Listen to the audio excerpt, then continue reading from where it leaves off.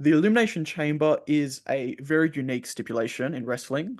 Similar to Hell in a Cell, its inception led to dramatic, pain-inducing battles of true wrestling icons that was a breath of fresh air.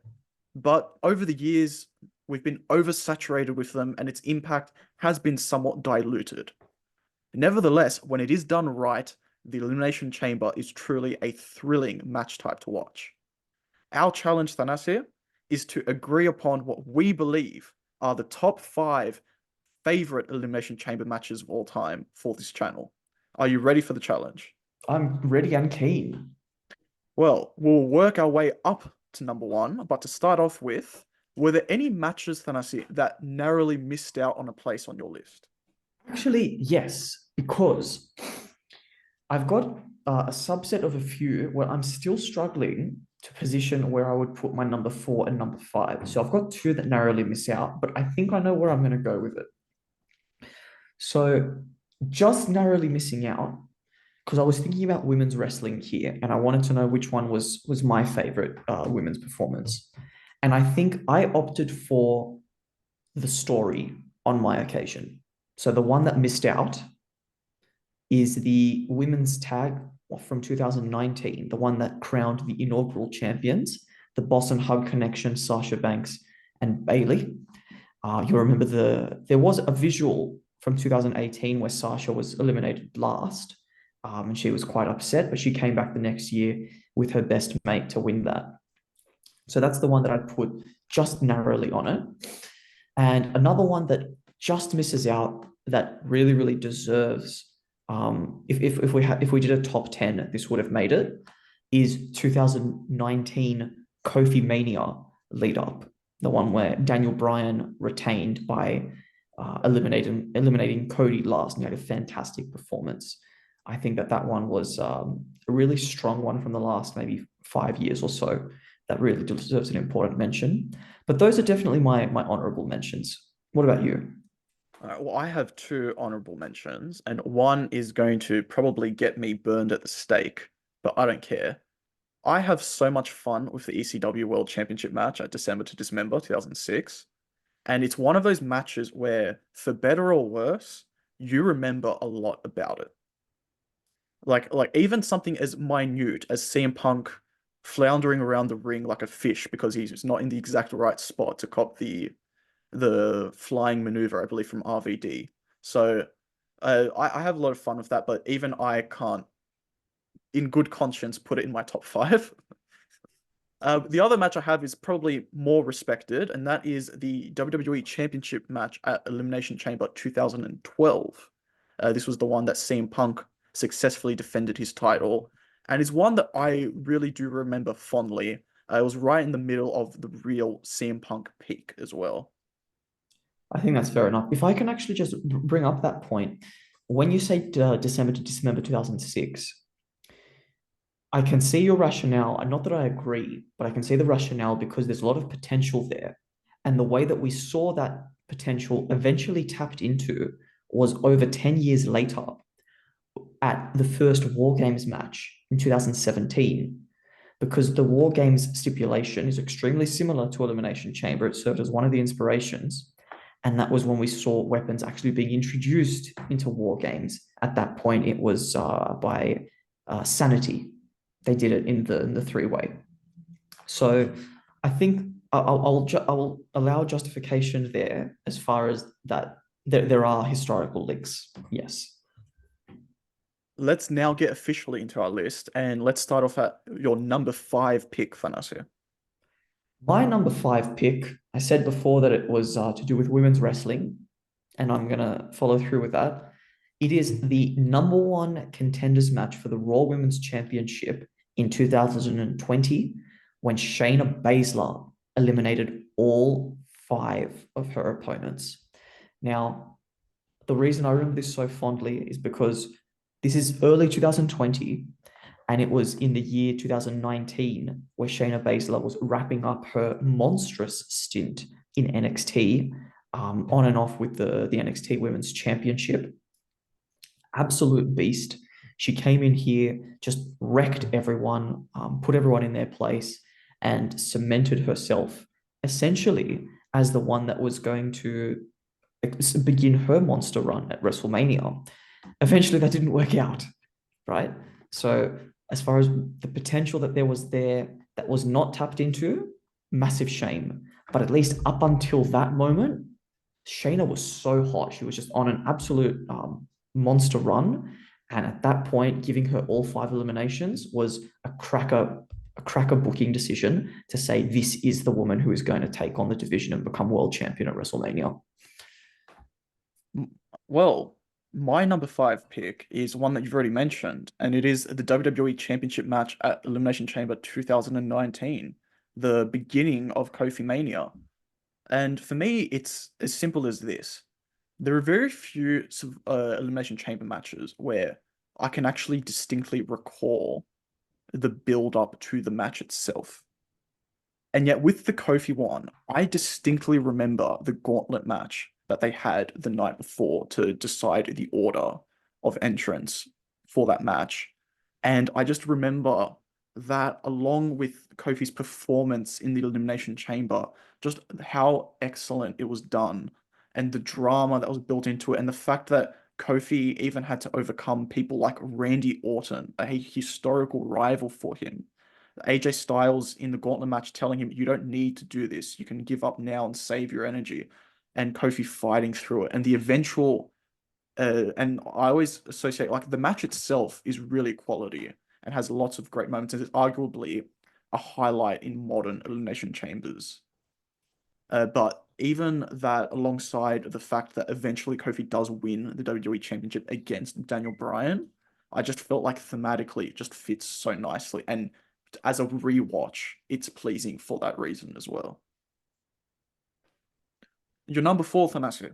My number four, yes, I was wondering if you were going to ask me. So, my number four, which I did end up landing on here, it was, and it is, the 2005 New Year's Revolution match for the vacant World Heavyweight Championship. I'll just set the scene, the stipulation for this.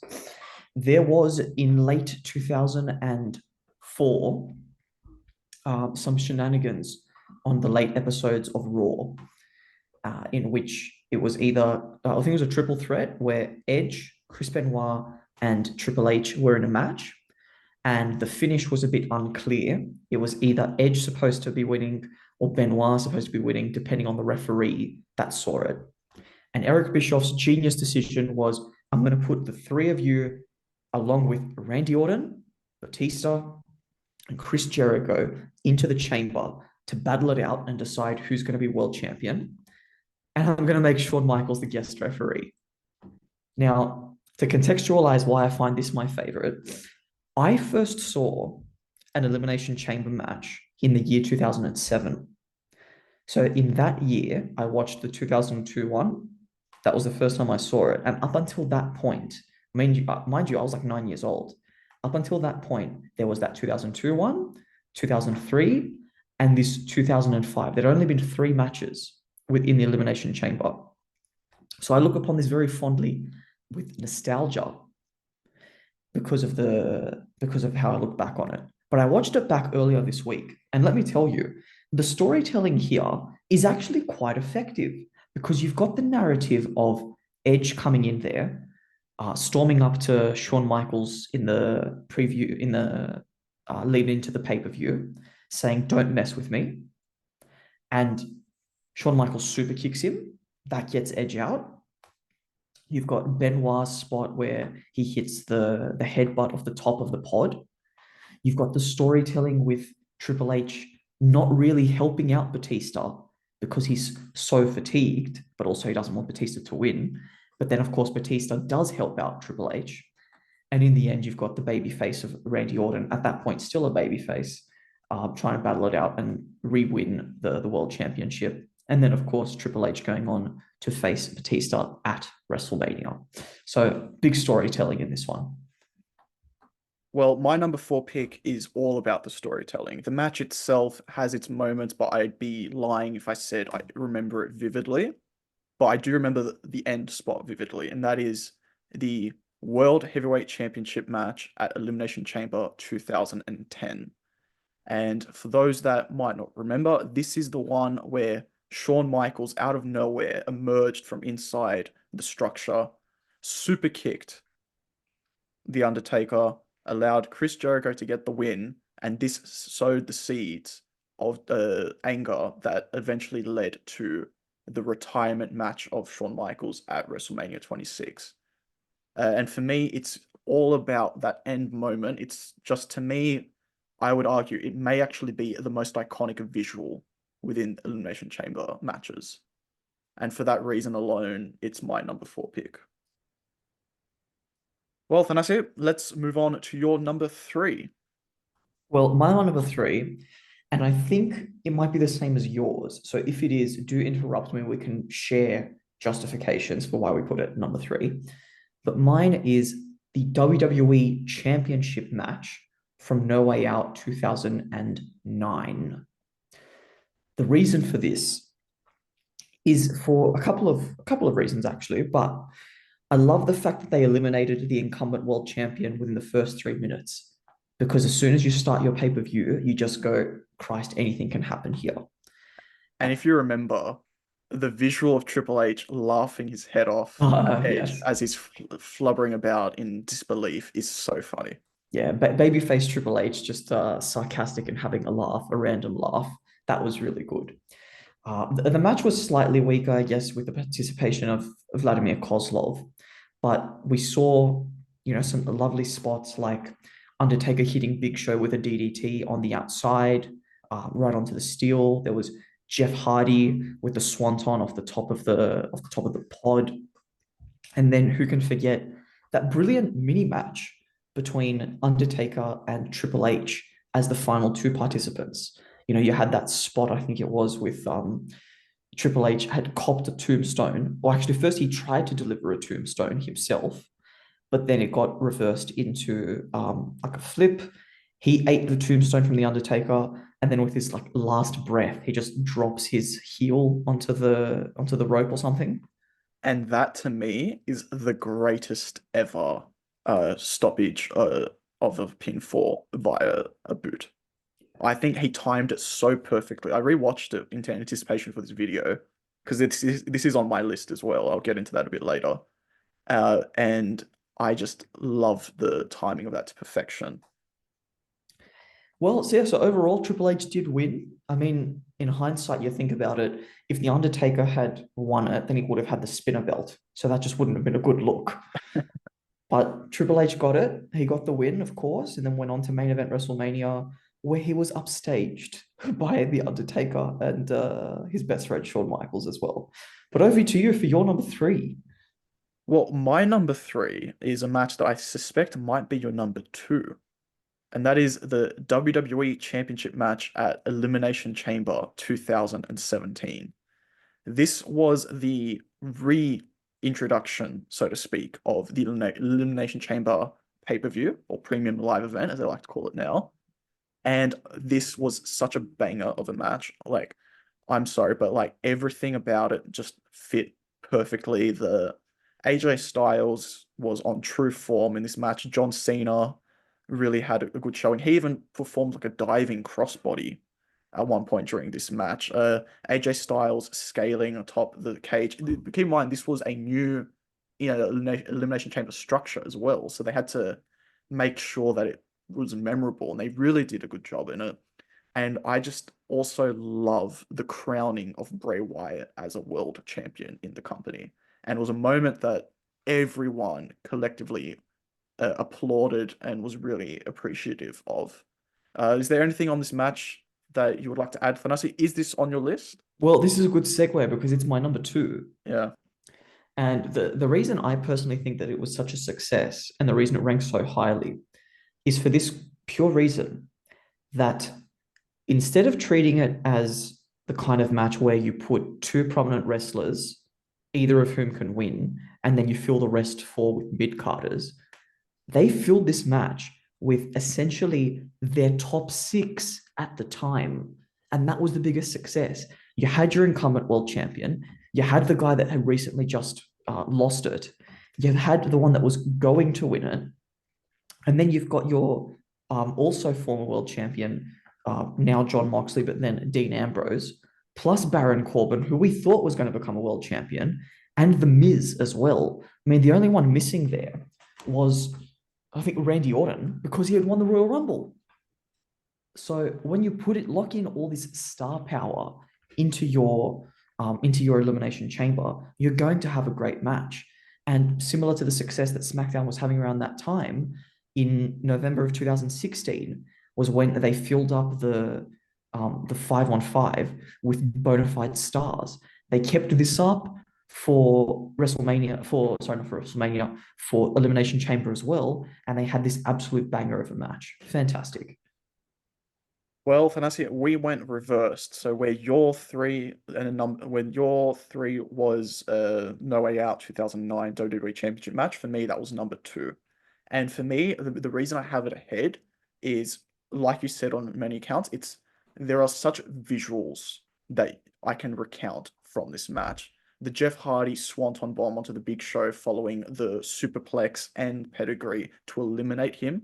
The fact that Undertaker just picked Jeff Hardy from out of nowhere into the tombstone, similar to how he picked up Triple H to do a tombstone, to eliminate him. Edge getting rolled up within the first 5 minutes. Like, honestly, the only thing in this match that's not memorable is Vladimir Kozlov, but in my opinion, it does nothing to hamper the match or hinder it in any way. So for me, it was really just a preference. And I think that is my second most watched Elimination Chamber match, barring my number one pick. And Thanasi, we might as well say it together because I think we're unanimously agreed on what we believe is the number one best Elimination Chamber match of all time. And that is, That is the 2002 World Heavyweight Championship first ever Elimination Chamber match. I think we're quite easily in agreement on this one. If you're absolutely. watching this on the podcast and you've been following us all the way through, you'll notice that I've already said it's my favorite match of all time. And if you haven't already seen the podcast, go click on it because I also make reference to it in the quiz as well. Um, so yes, like I said, Shawn Michaels is my favorite wrestler of all time. This is the only world championship that he held while I have been alive. Now, I was too young to realize it at the time, but when I watched the DVD in the year 2007, I didn't know the outcome. So when I saw that he was standing tall, proud, a very subdued celebration, just like a very satisfied with my work, but I've been through absolute hell to become world champion. I like that visual still resonates with me in my mind because it was not elation, it wasn't jumping up and down. It was okay, I've done it. Thank you so much, everybody, for your attention, right? He acknowledges the crowd. He's barely even lifting the title up into the air because he's been through absolute hell. Exactly right. And I think the reason I love this match so much is that, in my opinion, it's really the only match that ever successfully sold the brutality of the structure. Other matches did their best, and they did show that it hurts like hell. But this one, the sounds of Triple H getting back body dropped onto the steel on the outside, getting raked against the steel chains, the blood that he had within like the first 5 minutes, and he had to put up with it for the rest of the match. Shawn Michaels being bloodied up later on, the catapult into the pod that breaks it. Like this match, it really did so much to tell you how badly this structure hurts the body. I actually agree with you on this, Dimitri, because even in, say, 2003 and 2006, maybe not as much 2008, but partly, you really had these very, very bloody, very aggressive Elimination Chamber matches. And the pace was set in 2002 with the first one. They just went absolutely out of control. When WWE turned PG, it did affect how they could present the wrestlers in the Elimination Chamber. So this was like a golden period for absolutely showcasing the brutality of the match, as you said. And I mean, some fantastic spots in there, right? RVD with the frog splash off the top of the pod. Shawn Michaels with the elbow drop from the top of the pod as well. Kane just like smashing them through the bulletproof glass. Crazy stuff. even something as simple as Chris Jericho putting Triple H in the walls of Jericho and then getting super kicked by Shawn Michaels to eliminate him. Even something as simple as that looked it's just such a visual that I always remember. Do you recall the RVD springboarding off in the outside area on top of the mesh? Triple H dodging, and then he clasps onto the railing and then climbs off like Spider-Man, right? And then drops off. That was awesome stuff to see. And I think really Triple H genuinely he's like the overt MVP here, right? Because he takes so many bumps on the steel, which is something he was doing even a couple years later in 2005 as well, right? He was genuinely the one taking the damage right on his own back. RVD, of course, standout. It's like everyone had their role, and I think you might allude to this. Sorry, I don't want to interrupt you. Go on. Well, I was gonna say as well, something that is also so impressive is for those that remember the video package that plays in anticipation of this match right before it, it's one of those video packages where if you only watched the pay-per-view, you believe every person in this match can become the World Heavyweight Champion. Storyline wise, we knew it was either going to be Triple H retains or Shawn Michaels wins. But you watch that and the match sells it with what you said. It gives everyone a moment to actually shine. It feels like this actually is six legitimate contenders all vying for the title of a World Heavyweight Champion. And this is what it has in common with 2017, right? Where you showcase your top six. And the thing is, why I've put this at number one instead of putting 2017 as I put it in at number two. The only reason these guys wanted to absolutely obliterate each other is for the right to be called World Heavyweight Champion. They walked in there and said, I'm going to go through, do whatever it takes because I want to be world champion. It's not even about going to WrestleMania. It's not about being a number one contender and then eventually getting your spot at the showcase of the Immortals. No, no, no, no, no. This is just about that world title, and that made the world title look absolutely just so special, right? Just made it look so prestigious, so important to have. And when you put your top six in there, it makes them look fantastic. Well, Thanasi, we're unanimously agreed on what our number one pick is. We've got a little bit of admin to fix up though with the others. Now, number four and five, by virtue of both of us putting a unique number four matches, we're gonna have to choose to distinguish one of those as number five and number four. And for the sheer fact that my match is more of the way it ends is great rather than your take of the match itself is sort of beautifully, I'm gonna put the 2010 World Heavyweight Championship match at number five, and I'm going to put the 2005 World Heavyweight Championship match at News Revolution number four. Is that sufficient? Yep, that's fine.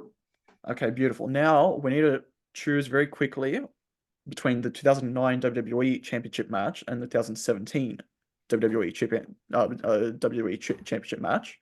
What's our number three, number two? I'm willing to put the 2017 one at number two because that reinvigorated the format.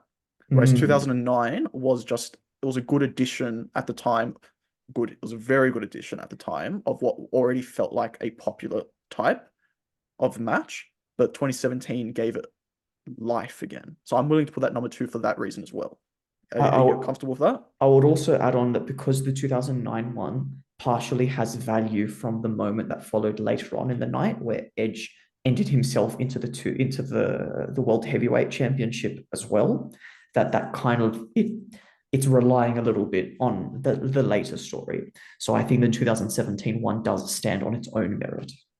Okay, well, in that case, our final list for our top five favorite Elimination Chamber matches of all time. Number five, the World Heavyweight Championship match at Elimination Chamber 2010. Number four, the World Heavyweight Championship match at New Year's Revolution in 2005. Number three, the WWE Championship match at No Way Out 2009. Number two, the WWE Championship match at Elimination Chamber 2017. And finally, number one, and in my opinion, it will never be topped, the World Heavyweight Championship match at Survivor Series 2002. Let us know in the comments if we made a complete stuff up of this list or if we made it perfect. And let's enjoy the Elimination Chamber coming up.